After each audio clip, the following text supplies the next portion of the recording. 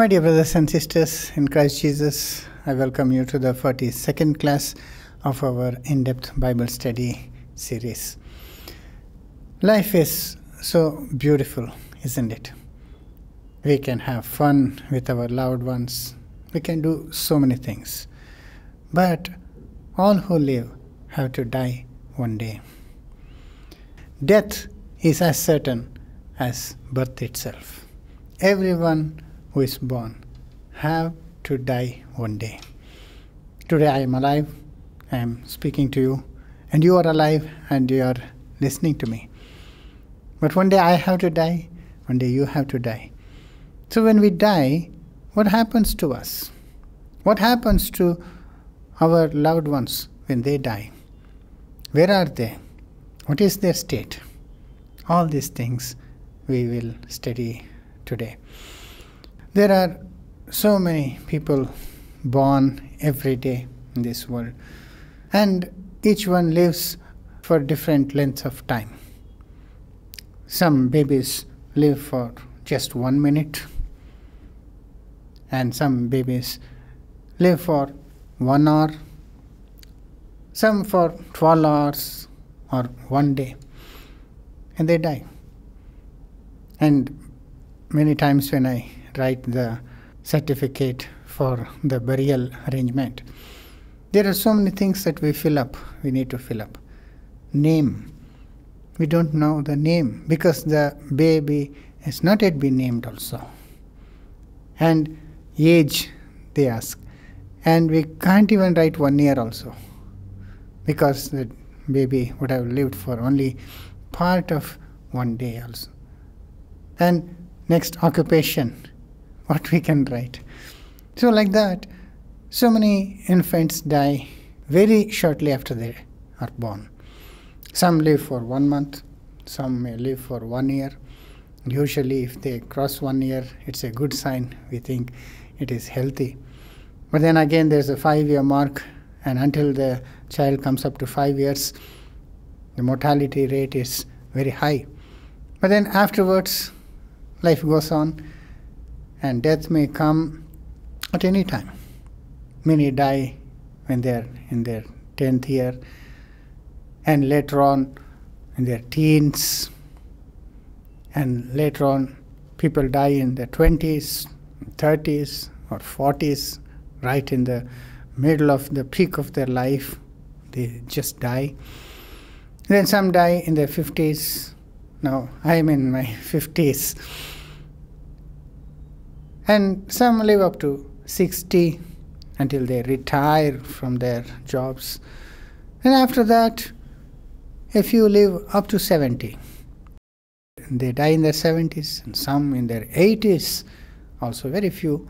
But there are those who even cross 90 and may die in their 90s. And very few people die after 100. In the world, the oldest person for many years has been dying at the age of 116. Usually it is in Japan where people live the longest. And most of them, they die at 116. And just 1 year, and every year it keeps changing. People come up to 116 and die. But even 116 seems very short, because it is soon over and they too have to die. So whether it is just 1 day or less than a day, or 100 years or 1,000 years, death still comes. And when death comes, everything stops, isn't it? So that is what we want to know. What will happen after a person dies? Now, there are so many ways people die. The number one cause is, of course, because of old age. They just live and become old and weak and frail, and then die. But then there are so many other causes also, like sickness, disease. It may come at any time. There's so many types of sicknesses, diseases by which people die. And then there are people who die in accidents. It may be road accidents or workplace accidents. And people die from falling. People die from drowning. And people die in fire. They're inflamed in fire and they get burned up and die. And people die due to poisoning, food poisoning, or being bitten by a poisonous snake, or any other animal also. Usually nowadays people dying from wild animals like lion or tiger is very rare because they become very few in number in this world. Last week we went to Ooty and we had to pass through this tiger reserve. Many thousands of acres have been preserved for conserving tigers in India. How many times we have gone that route hoping to see a tiger, but till now we have never seen tigers. We have seen monkeys, we have seen peacocks, elephants, and even deers, but we have never seen tiger. So it's so rare, so the chances of one dying from tiger bite or lion attack is very less. But by the way, do you know there are more people killed by snake bites than the bullet? Now, war is another way of dying. And war is going on in Ukraine and so many thousands are dying there. But more people die of snake bites, it seems, than of the bullet. But of all the animals more than snake bite, do you know by which way more number of people are dying? It's not the lion or the tiger, as we already said, not even the snake. It is through mosquito bite. More people die due to mosquito bite than any other animal.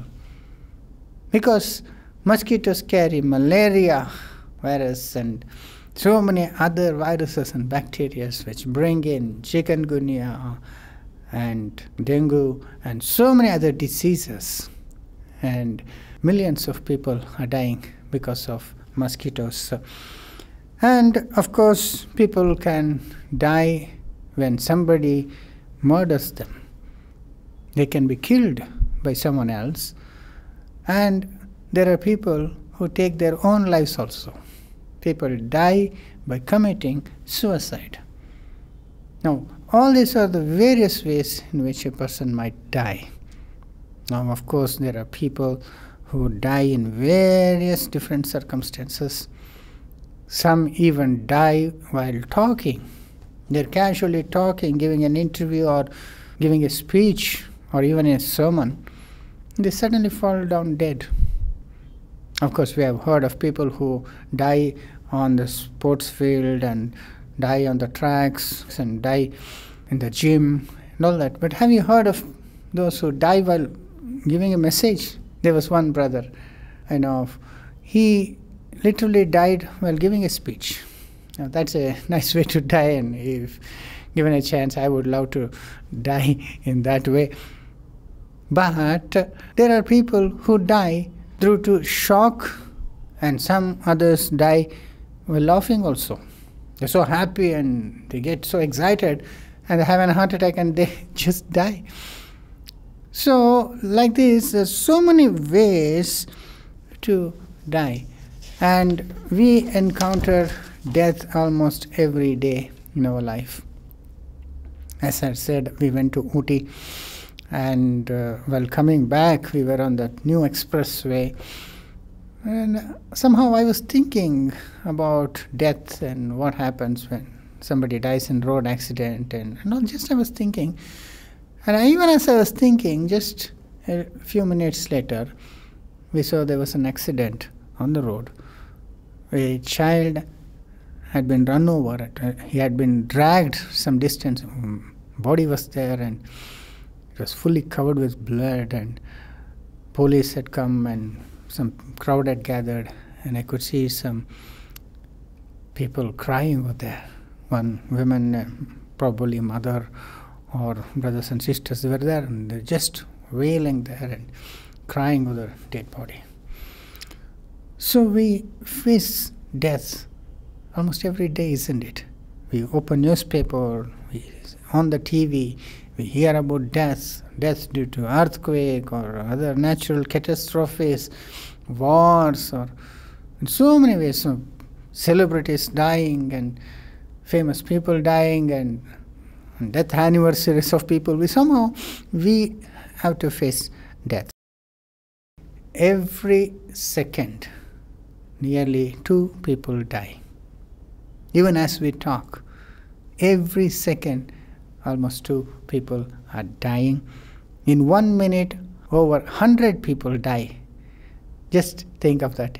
100 people dying in a minute, and 6,400 people die in 1 hour.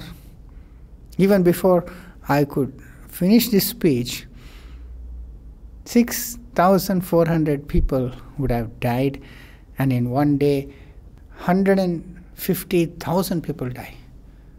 1.5 lakhs, as we say in India, 150,000 people die in 1 day.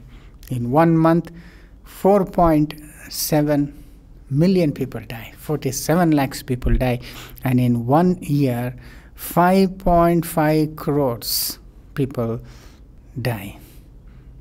So many people are dying. Continuously people are dying in this world. And more than statistics, when somebody whom we know dies, we begin to think, isn't it?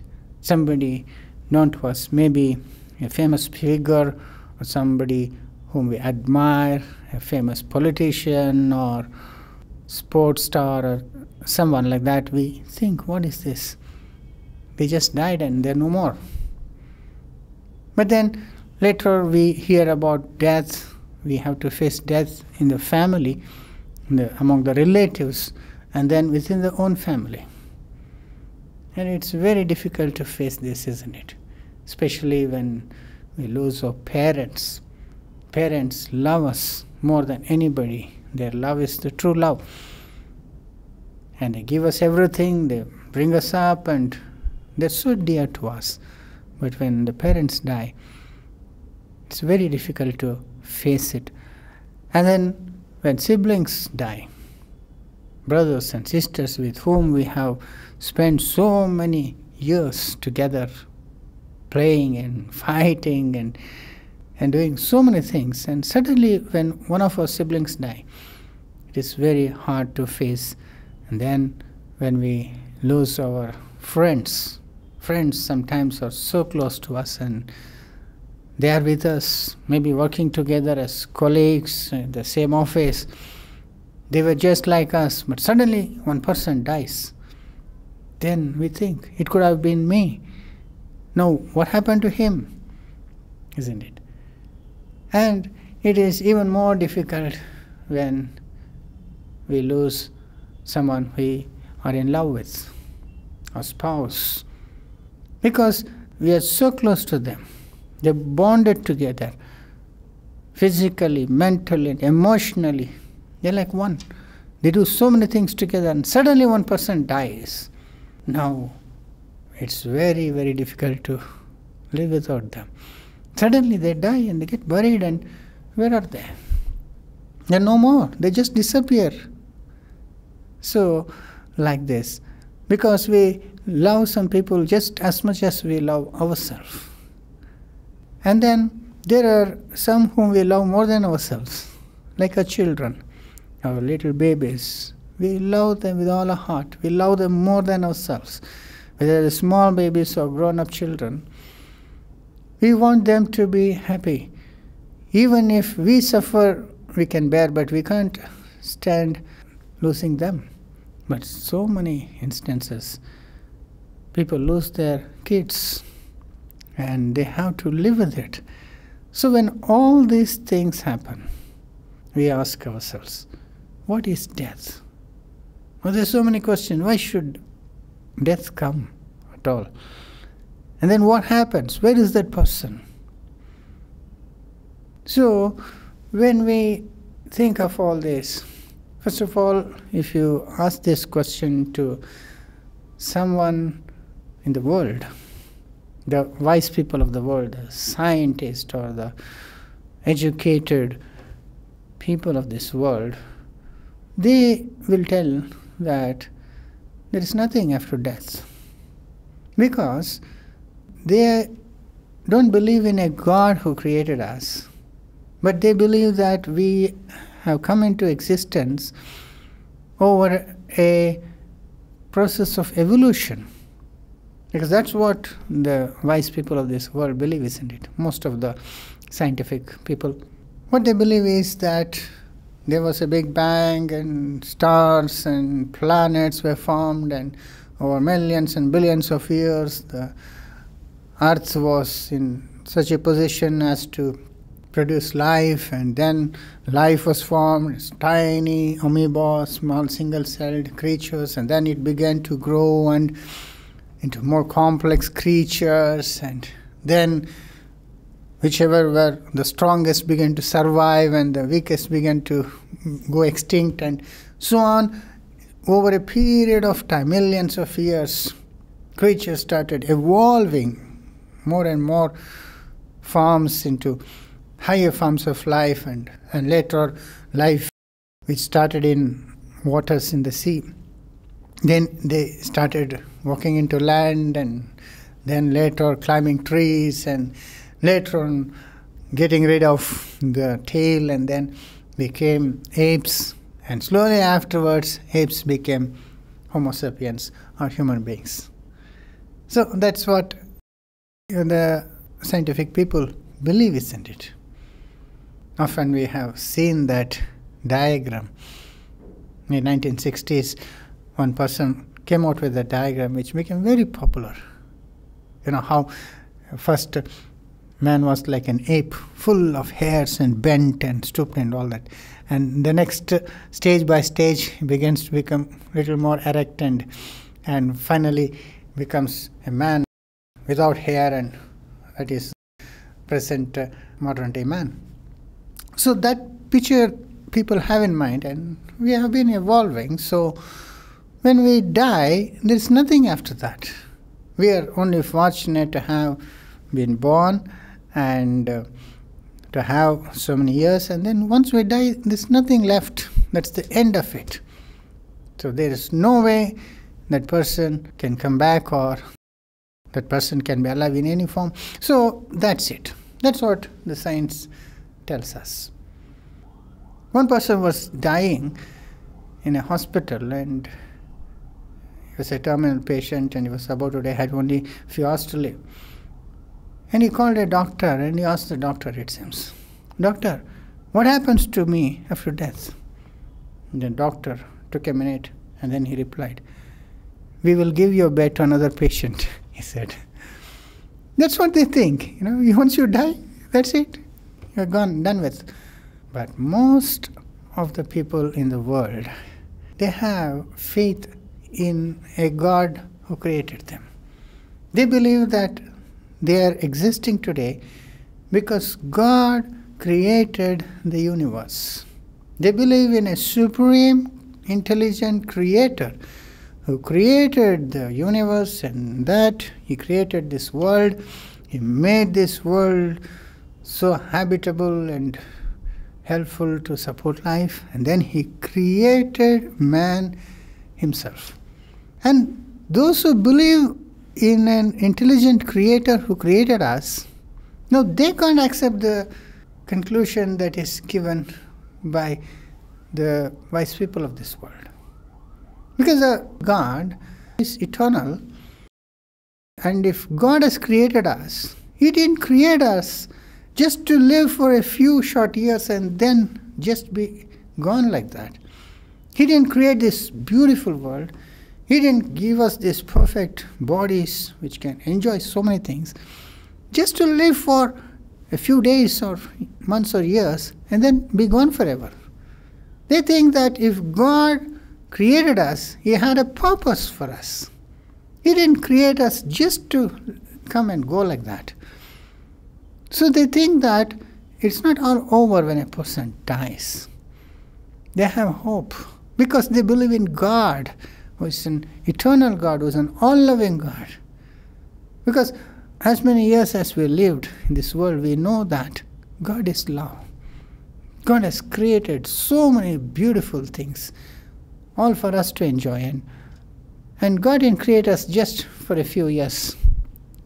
So, they can't just accept that it's all over when a person dies. Now, that is where faith comes in. And in this world, there are people from various faith background. Some of the major religions of this world, they all believe that there's something in man that does not die when a man dies. 99% of those who believe in God from various religious backgrounds, they think that there is something in man called the soul. They call it the soul. And they believe that the soul is that person itself, but that soul cannot die. That the soul is immortal and invisible. Just as God is immortal, the soul is there in every human being. And that will come out and continue to live even after man dies. So when a man or woman dies, they say that it's only the body that dies, but the soul within, because it is immortal, it will continue to live on. It can never die, it is eternal. So that is what most of those who believe in God believe in, that they have an immortal, invisible, indestructible soul within them. Well, brothers and sisters, of all these religions, one of the smallest and also very ancient religion, we can say, is the Judaism. The Jews, the people of Israel, they follow the Old Testament. Now, what do they believe? They don't believe in this immortal soul concept. Those who had the Torah and the Bible, the Old Testament, they don't believe that man has an immortal soul that he continues forever, unlike all the rest of the religions. But you know what they believe? They believe in a resurrection in the next world. Now that is different. So what they believe is that a person who has died will be brought back to life by God in the next age. That is when the Messiah comes. They believe that the dead people will be brought back to life, resurrected in new bodies, of course. That is what the Jewish people believe, and they're less than 1%. Very few, small percentage of all compared to all the religions in the world. But they believe this because in the Bible, the very first book that was written, this same question was asked, and there was hope for the people then. And the people who wrote those had hope of a resurrection. Now, the very first book in the Bible, according to the order, is the book of Genesis. But actually, the first book to be written was not the book of Genesis, but it was the book of Job. The book of Genesis and the first 5 books were written by Moses, as we know, nearly 2,000 years after the creation. But even before that, the book of Job was written, many scholars believe. Because in the book of Job, there is no mention to the law anywhere.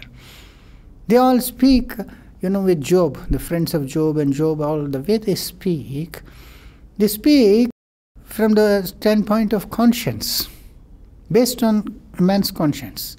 So that was the age before the law period started. Moses came and brought in the law, and that's when the Jewish age began. The law was given. So everything was determined based on the law. But in the book of Job, there is no mention of the law or to Moses. So that implies that it was written prior to Moses. That means that would be the first book of the Bible. And in that, in the 14th chapter, in 1 and 2 verses, we read like this. Man that is born of a woman is of few days and full of troubles. So there you see, he is for a few days, but full of troubles. He cometh forth like a flower, and is cut down. He fleeth also as a shadow, and continueth not. So that is what the basis for Jewish belief. They believe that man's life is for a few days, and then he is cut down like a flower and like a shadow, and he continues not. So that's the end of it for the Jews. But then, when we read in follow again from verse 10 onwards, I'll read to you, there is some hope they have even after death. Though generally they speak that he is gone forever, that he doesn't come back, yet they have some hope that if God minds, they can be brought back to life. See in verse 10. But man dieth and wasteth away. Yeah, man giveth up the ghost, and where is he? As the waters fail from the sea, and the flood decays and dries up, so man lieth down, riseth not, till the heavens be no more. They shall not awake, nor be raised out of sleep. So till the heavens be no more means this present heavens be no more. But there still is the new heaven and new earth, isn't it? So he is gone. He will not be awakened out of sleep. But verse 13. Oh, that thou wouldest hide me in the grave, that thou wouldst keep me secret until thy wrath is past, that thou wouldst appoint me a set time and remember me. But here he is saying, you hide me in the grave until your wrath is gone. No, death is because of God's wrath, isn't it? Man sinned and death was pronounced upon man. So you hide me in the grave, in the secret place, till your wrath is gone, and then thou wouldest appoint me a set time and remember me. So he's saying, God, after your wrath is gone, you still remember me. In verse 14, if a man die, shall he live again? See that question. If a man die, shall he live again? All the days of my appointed time will I wait till my change come. Now he says, can a man live again? He says, there is a chance. And he says, I will wait till that appointed time. Now, first he said, you keep me in the grave in secret until wrath is gone, until the set time. So there is a particular time. And then you remember me, he says, verse 15. Thou shalt call me, I will answer thee. Thou wilt have a desire to the work of thine own hands. There you see. You call me and I will come back, he says. Because you have a desire for the work of thine own hands. Man is the work of God. He is created of God. So though in his anger he pronounced death sentence and he died, yet after his anger is gone, in a set time if God remembers and calls him, he will come back. So that was the hope. So that is the basis for the Jewish hope of a resurrection. They believe that death came as a result of God's wrath upon us. Yet when God's wrath is gone, in the appointed time means in the next age, when the Messiah comes, he will bring us back. He will call and bring us out of the grave, out of death, back to life. So that was the hope for the Jews. And of course there are other scriptures like in Isaiah chapter 26 verses 19, where clearly the prophets had said that there is hope for the dead. Thy dead men shall live. There you see. He's saying, thy dead men shall live. Together with my dead body shall they arise. So I will arise and your dead people will arise. And he says, awake and sing, ye that dwell in the dust. So those who are buried in the dust, he's saying, awake and sing, for thy dew as the dew of herbs, and the earth shall cast out the dead. You see, he's comparing God's grace to the dew that falls from the heaven. And the dew falls on the grass and the earth brings out life, isn't it? Like that, he says, and the earth shall cast out the dead. Just like that. Just as the seed is sown, and after the dew falls, the life comes out of the dead seed. He's saying, the earth will cast out the dead, means the dead people will come back to life. So these are the very few verses in the Old Testament, but they're very strong, and which gave the Jews a hope of a future resurrection. And also later on in the book of Daniel chapter 12, he says so clearly that both the good and bad people will come back in resurrection. Daniel chapter 12 verse 2. This is when in verse 1 Michael comes back and stands for his people, the Messiah coming back, and after this it will happen. And many of them that sleep in the dust of the earth shall awake, some to everlasting life and some to shame and everlasting contempt. There you say, many that sleep in the dust of the earth, the dead, shall awake. They are like sleep now, they are unconscious, but they will come back to life. They will awake, and some to get everlasting life, to get a life which they will never lose, and then some for everlasting shame and everlasting contempt. So both the good and bad will come back. So this is what was the basis for the Jewish people to hope for a future resurrection. So though they don't believe in an immortal, indestructible soul, yet they believe that the dead will be brought back to life by God in a future time. So that is the very small percentage of religious people who believe in such a thing. But then the vast majority of others who believe in God, who have strong faith in God, they all believe that man has an immortal, indestructible, invisible soul within himself, which will never die. Even after man dies, it continues. So among those, the largest percentage of, we can say, are the Hindus. Now, we are in India, and India amount to more than 1/6 of the world's population. So there's a big people, hundreds of millions, over 1 billion people in India who are Hindus. Now what they believe, it is interesting to know. They believe that every human being has an immortal soul, and that at the point of death, the soul will be separated from the body, and then it continues to live as a complete human being with all consciousness. The same person it is. But it is like dual personality within that same person. It's always there in the person, but it is invisible and it cannot be differentiated. But once a person dies, that will be separated and that continues to live. Just like the person, but it is without body. So even without body, the soul continues to live and is conscious of everything. The same person is living. So that is what is the faith of Hindus.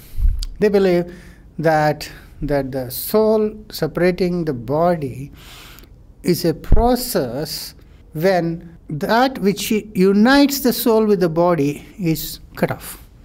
They believe in this astral cord, they say it, or as we say, silver cord.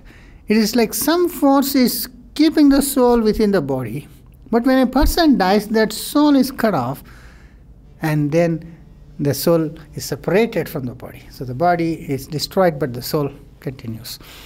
Now, there is some hint about this astral cord or silver cord as mentioned in the Bible also, in the book of Ecclesiastes, when we see in chapter 12 where man's end is being described, after he becomes old, how he becomes, right from the time he was young.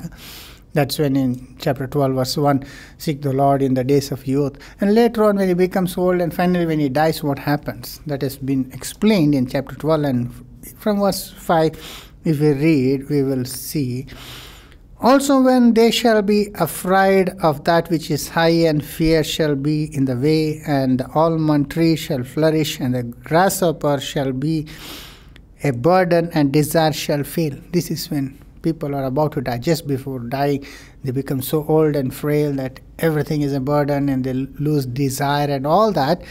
And then, because man goes to his long home, and the mourners go about the street.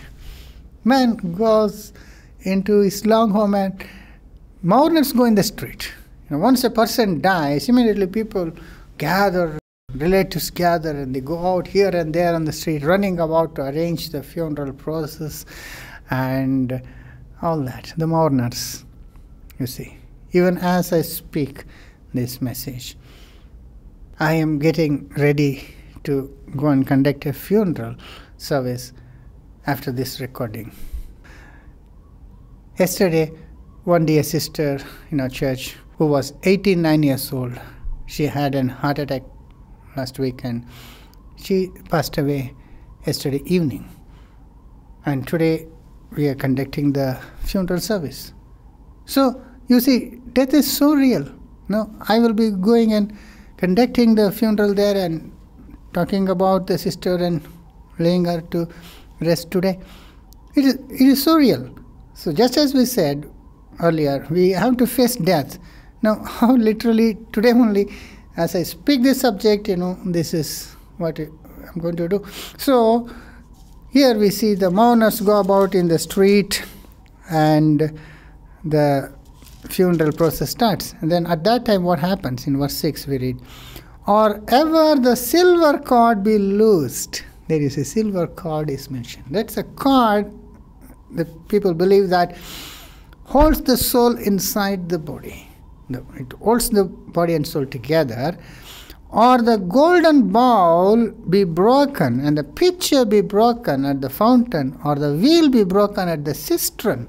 He's talking about the golden bowl and the pitcher and the fountain and the wheel and all that. So these are the vital organs of the human body.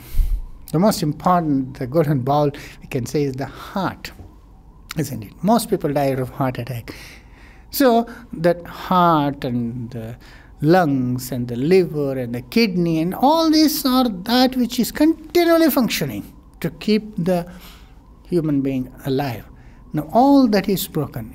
Now all will not die in all the cases, unless it's a multiple organ failure. Mostly one of this is broken, and then life will end. So like this it will happen, and then shall the dust return to the earth as it was, and the spirit shall return unto God who gives it. So that's the death. That's what will happen. So here, as based on this, the Hindus, they believe that there is some force that keeps the soul within the body. But when the death comes, that cord is broken and the soul is separated. Now some say this happens on its own, but many others believe that there is a God appointed to separate the soul from the body. And they call him Yama. So Yamaraja or Yama, they say, is the one who has the authority over death, is the one who has the authority to take the soul from each person.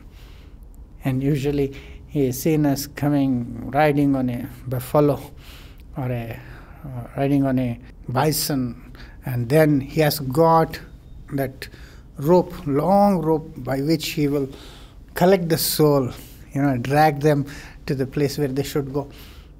Like the dog catchers, how they come with a long rope and they put the noose around the dogs and they drag it and go. Like that, that's what the Hindus believe, that this Yama, God Yama, will come and he will separate the soul from the body and take it to the place they are destined to.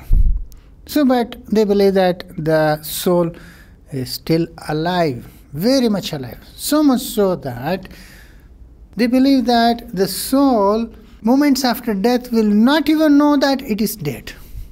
That they will be trying to communicate with the people around. They'll be trying to shout and tell them that they're still there and that they're alive and all that. But they will not be heard, and since they are invisible, nobody will hear them or see them. But these souls, or what they say, Atma, they will be trying to again enter the body and to continue life. But that will not be possible because the astral cord is broken. So, but they will be trying again and again to enter the body and to communicate with the people, but nobody will notice them, and nor will they be able to go back to the body. And this will, they say, will happen, continuously for up to 12 days. They will be roaming around the places where they first belonged to. Now, the initial moments after that, as the relatives come and as first of all the doctors, they declare them dead, and the nurses, how they come and handle the body, everything, these souls, the Hindus believe, will be able to see, it seems. They say they'll be hanging about 12 feet above the body, and they will be clearly seeing what all is happening. And then, when they see the relatives, loved ones come and cry and weep and all that, they will be seeing. Later on, when the body is taken to the house and later on prepared for the funeral, and when the procession is going on, the heresy is going on to the cemetery, you can imagine that. We often see that processions in India with bands and singing and dancing as they take the body for the cemetery. You can imagine the soul going all along, hanging about 12 feet above, seeing everything. The funeral is being conducted also. They'll be seeing who's weeping, who's not weeping, who's just casually standing, and who's laughing, or maybe in the background, and everything they'll be able to observe, it seems. Then finally, when they take the body to the crematorium, Hindus usually, most of them, they cremate, they burn the body, or even they bury the body and close it with the mud. Now that's when the soul will give up their hope of getting back into the body, because there is no body. The body is now destroyed and buried or burnt. Then they give up hope of trying to enter back into the body. But then they're still alive, very much alive. The same person is alive, they believe, and for 7 days they will be roaming about the places of interest for them. Like if a person loves money or jewels or some possessions, you can imagine they'll be always next to the safe where the money is kept. Or as they say, if the person loves music, they will be around the musical instruments in their room. Or most who love their loved ones, their children or husband or wife, they will be in the house roaming about, seeing everything for 7 days. And then they need to go away from this terrestrial world into the astral world, it seems, where the souls live. So to do that, they need to pass through a tunnel, a passage for 12 days. And that is very difficult, it seems. But somehow, once they pass, they go and meet the ancestors, the souls who have already died, those who have died before them. They will be able to meet, and hug each other, and just like, we meet somebody here. So like that it will happen. And for this process to happen, this passing of the soul through this tunnel into the other side, the Hindus believe that they can also help in the process to make it easy for the souls to have a easy passage if they conduct prayers and if they do some good deeds here on behalf of the dead, if they chant some mantras and pujas and all that, then it will be easy for the soul to pass over to the realm of the spiritual world. So for that reason only, Hindus are very particular about doing everything meticulously, right from the time the body is taken to the cemetery, from the house itself. It's an elaborate process. There are so many things that are done, rituals are done. All this, they believe that it will bring peace and help the soul to have a easy transition. And for that they do that. However poor they are, they will not miss anything. And of course, the more faith they have in all these things, the more elaborately they will do it. There was a Brahmin couple next to our house, our neighbors. The old person died, and you will not believe. For almost 1 week, pujas was being conducted in their house. The Brahmins believe this very strongly. And the more they believe, they want to do all the things possible so to help the Atma or the soul to go into the spiritual realm. So they keep doing all these things, and then finally they believe that once they go beyond, Hindus very strongly believe in punarjanma or rebirth. Now, they believe that the soul can never die. So if it cannot die, then it has to be born again, it seems. Now, they strongly believe that the person has to take another birth, another what they call as janma. So this life is one lifetime is over. Now, after death, the soul has to pass through this channel, this tunnel into spiritual realm, where it will be decided which birth they have to take next. So it's like they are born again, and again, and again, and again. They are born so continuously, it's a cycle, it seems. Because Atma cannot die, it has to keep on taking other forms of life.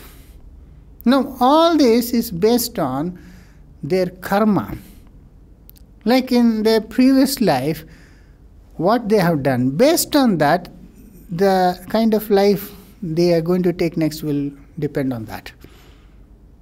If they have been a good human being, if they have done good things in life, they will have a better life in the next janma. But if they have done evil, then they will have a lower life, or more difficult next life. It is like, the person, once he dies, after some believe it happens immediately, but most believe it happens shortly later, that a person is born again as another person. It could be another human life, or it could even be an animal life also.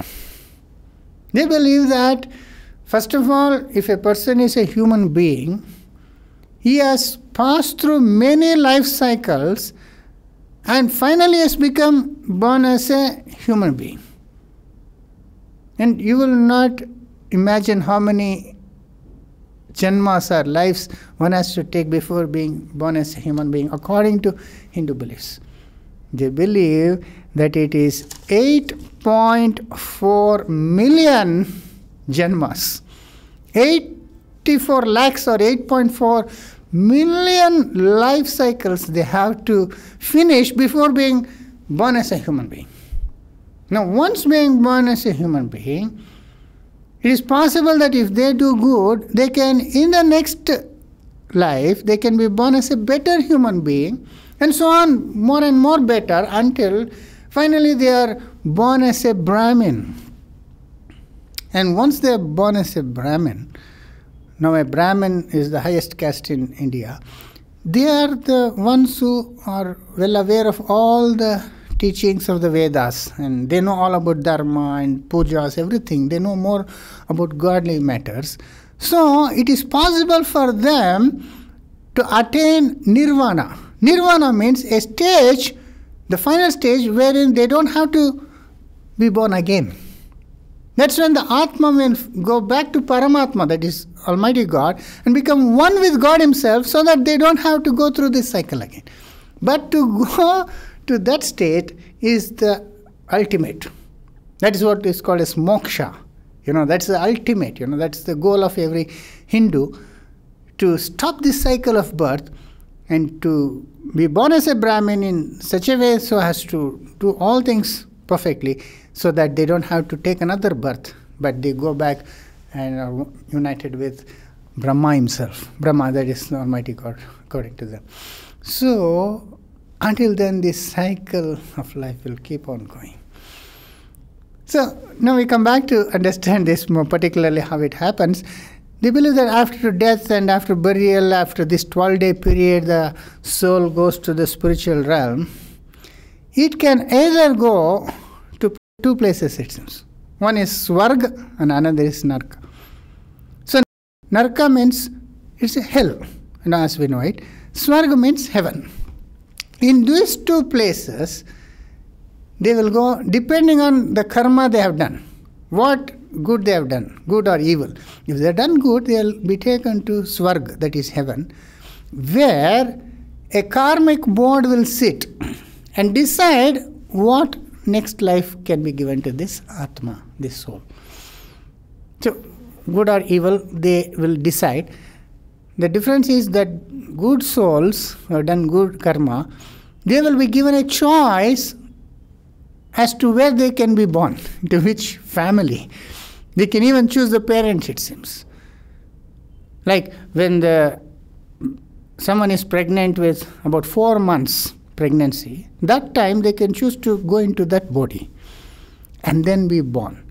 That's why the Hindus very strongly believe that sometimes when they're indebted to somebody, they're so grateful and they love somebody so much, they say, even in my next life I will be your husband or your wife or your son or your servant or whatever it is, I will be with you like that. They speak like that. For many janmas I will again take birth and come to be with you. They strongly believe this. And usually when somebody is born, they always say, oh, he looks like a grandpa. Maybe grandpa died last year. He has taken janma now again and be born again in our own family. Usually it's the genes, the same grandpa's gene has come, no? That's why they resemble grandpa, but they believe that it is grandpa's Atma, or undying soul, which is born again as our granddaughter or grandson and so on. So the gender also can change. A male in one janma can be female in another janma, and so on. But those who have done evil, they can go back to again lower forms of life. If they are like very cruel to animals, it is said that they will become that animal next life. Like if they're torturing dogs or if they're killing cows or anything, they can become like that in the next janma. They'll become a cow, they'll become a dog. And they can become anything, not only the larger animals, even the small insects and worms, they believe they're all Atmas. They're all in the different cycle of their rebirth, so they could be humans.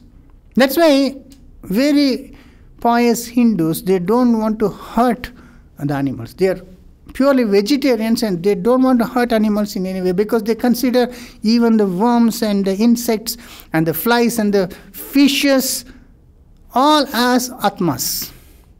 Now they all can be human beings in these forms. So this, not only a few people, millions of people strongly believe this thing. And they say that if we torture some animal, we can become that. Most of us, the animal says we kill the mosquitoes. Now, interestingly, mosquitoes are becoming more and more, isn't it? But anyway, that is their faith, and they believe that so many other things, like if a person dies before their determined lifespan is finished, like midway if they die in an accident or they die naturally in a violent way, they're murdered or they take their own lives and commit suicide and all that, they believe that the remainder number of years that they had to stay, they had to live, they will be hovering about in this world only. Now they will not go into the next life, but they will be hanging around in this earth, And this they call them as ghosts. We have heard of haunted houses and so many paranormal activities. Maybe you have experienced or you have heard about it. Now, all these things they believe are these souls which had an untimely death.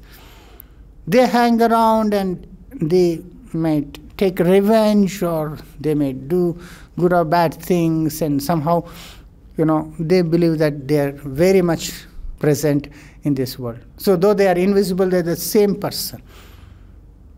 This Atma, even after death, as I said, even when they take the next birth, they're born again, they enter into the womb on the 4th month and all, then they are born after 9 months. Up to 40 days, the Hindus believe that the newborn baby will remember the previous janma. And that's why when babies cry or laugh or smile, they say that they remember their previous janma and they're either crying or laughing and all that. But after 40 days, they start forgetting all about the previous janma and they continue as a new person. Now, this is all what is believed, I'm telling you. And normally there is no remembrance of the previous life. Absolutely nobody can tell what they were in the previous life, what their experiences was. But there are very few isolated incidences in which a person remembers the previous life. Some small children, they're able to tell what their name was, who their parents were, and even the address where they lived. And when they're taken there and cross-checked, it so happens that such a person was alive. And they will be able to tell things which only the dead person knew about. And tell things, everything accurately, how they died and all that. And they say that I am born again as this person. Now, this is very, very rare, but Hindus keep this as a proof that there is the cycle of rebirths. There are so many movies also taken and which people see and which they believe that very strongly that these things can happen. So, well, brothers and sisters, that's all about the Hindu belief. Now, next we come to the next largest group in this world, religious group, that is the Mohammedans, the Muslims. Now, what they believe. Now, Islam is built on the foundation of Judaism. As we all know, they follow the same Old Testament and the Bible, the New Testament also. It is a offshoot of Judaism. So, naturally, they also believe in a resurrection.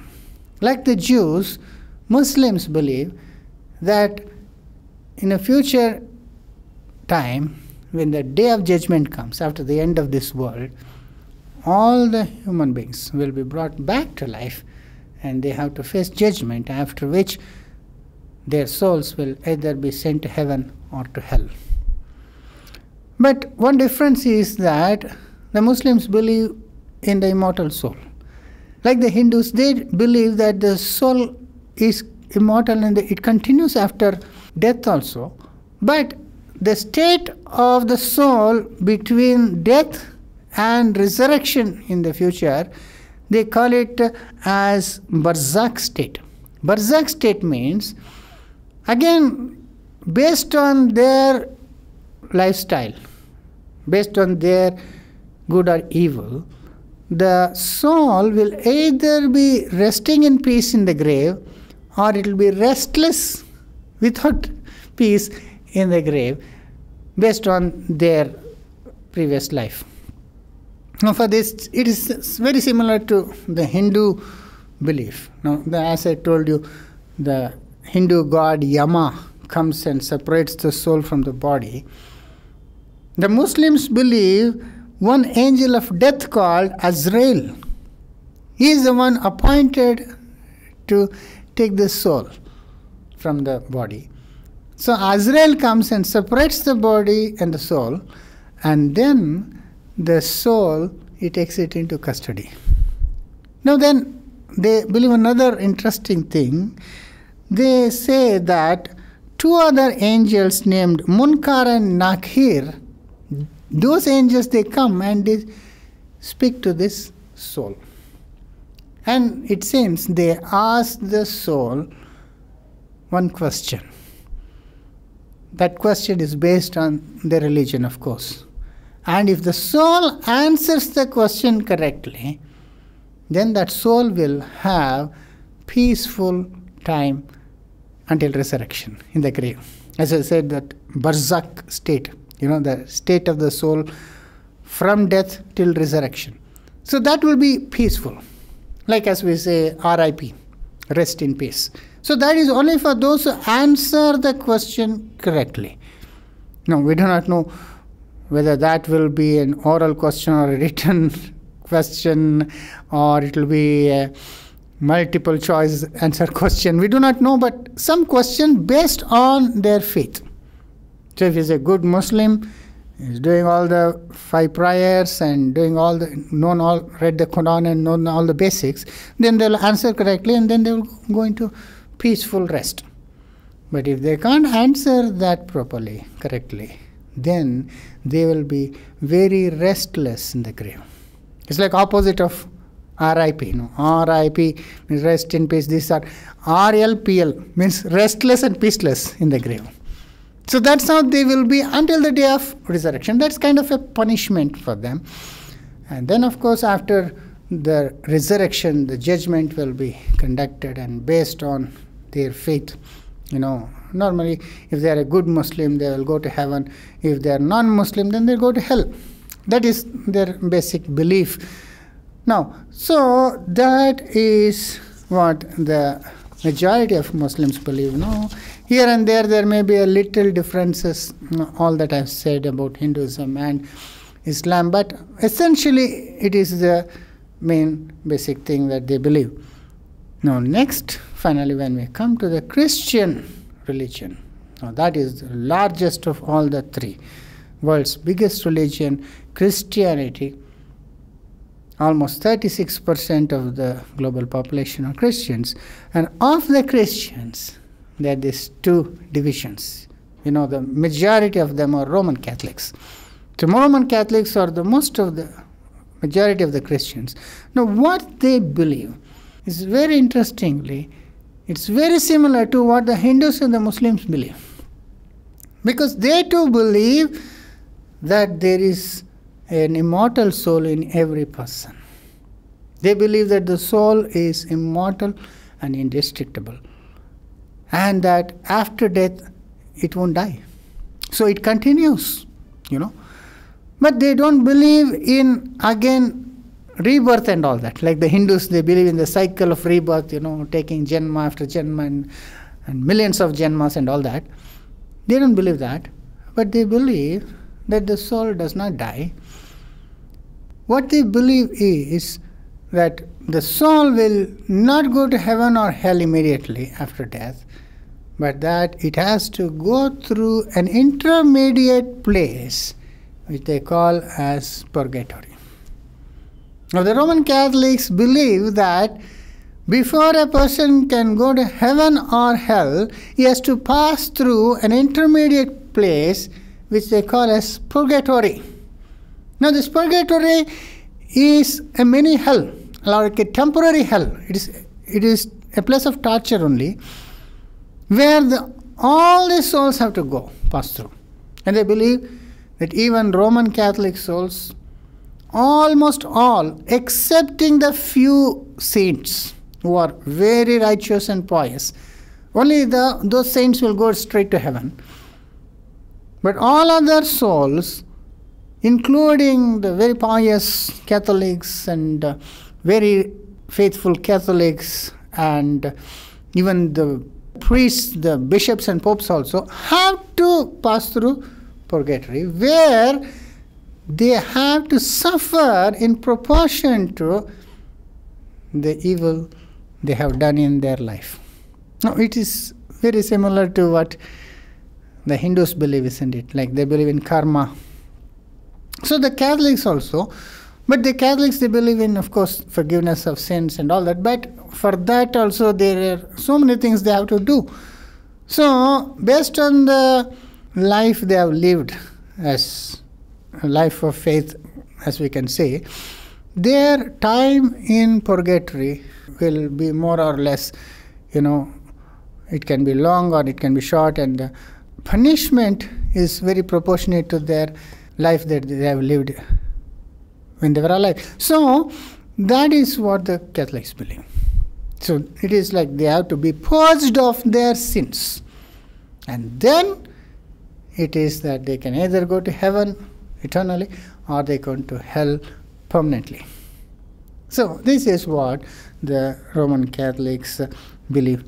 And they too, as the Hindus, they believe that the prayers they do here on behalf of the departed can help them, can comfort them and help them, or maybe even reduce the time in the purgatory.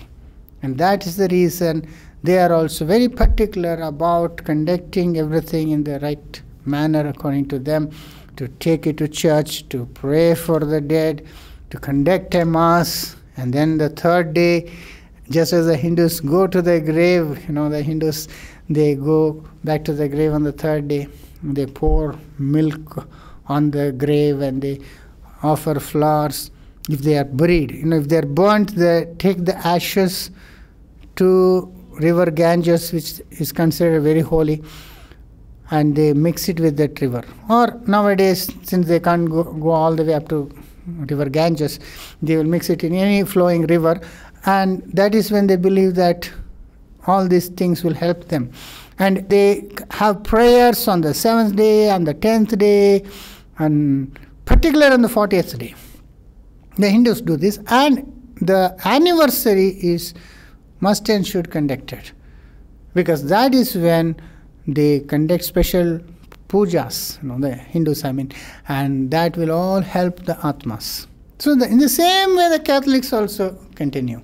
The Roman Catholics, they go to the grave on the third day and they keep the photo or picture of the dead person, and they'll light candles, and they keep all good food, which such as they like there for them, and trying to please the soul and comfort the soul in all this way. The Hindus light the lamps, the Catholics light the candles, and the prayers are said around the picture of the deceased, and people are called in and they give food, like doing some good thing on the behalf of the dead will help them, they believe. And they do all this. The Hindus, they bring in all these priests and give them good food and give them offering and all that. They make them happy because they believe that will help the departed souls. So the Hindus also, the Roman Catholics also, they do very much the same. 40th day, they call everybody and conduct a mass. They conduct special mass in the church. And doing this, they believe will help the soul. And the Hindus, once in every year, they have a feast in the cemetery. All the Hindus go to that cemetery. This is usually after Shivratri. There is a special feast to celebrate Shiva. After that, the next day, they go to the cemetery. They clean up all the graves. They build it and they repair it and they paint it, and they, if it is already built, they wash it and clean it. And then they keep all manner of food there. Usually the food such as the dead person likes, they keep it there. All good food, prepared food, and fruits and sweets and snacks, everything will be there on the garden. This is not just a few people. Hundreds and hundreds of people go there to the cemetery and they offer all this to the dead. All because they believe that the dead could be around there. That even though they are dead, their atmas are still alive. So they do all this. Now the Roman Catholics also, they do very much the same thing. They do it on November the 2nd, which they have determined as the All Souls Day. in which the Catholics, in like manner, go in hundreds to the graveyard. They clean and cleanse and repair the grave. They keep food. I've seen every single grave there will be this very good biryani. The Christians like this biryani and chicken kebabs and sweets and snacks and all that they keep on that day. And whole day the cemetery will be full of Roman Catholics doing this. Now, that is the Roman Catholic belief. Now, coming to the Protestants. Protestants do not believe in this concept of purgatory at all. Because Protestants, they read the Bible. They know that there is nothing mentioned about purgatory in the Bible. So they don't believe in the souls going to this intermediate place and all that. But what they believe is not easy to say because they are a bit confused in this matter. Because there are so many denominations and they have some confusions. But 99% of the Protestants also, they believe that there is an immortal soul. No, that is very common. Like the Catholics or the Muslims or the Hindus, they too believe that they have an immortal soul which can never die. But what will happen, most of the Christians, what they believe is that the moment the person dies, he is gone to heaven. If he's a Christian, of course, all Christians, they go to be with the Lord, that they are present with God. The pastor or the priest will declare that the beloved brother or sister is now with Jesus.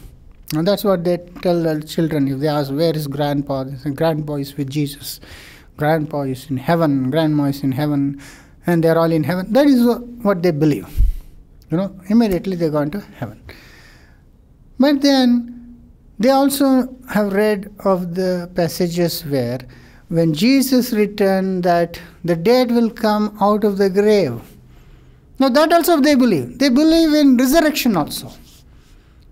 But they are not able to coincide both these things, relate this. If they have already gone to heaven when they die, now why is resurrection even required, isn't it? That's what we ask. Because if they are good Christians or they have gone to heaven, then why is resurrection required?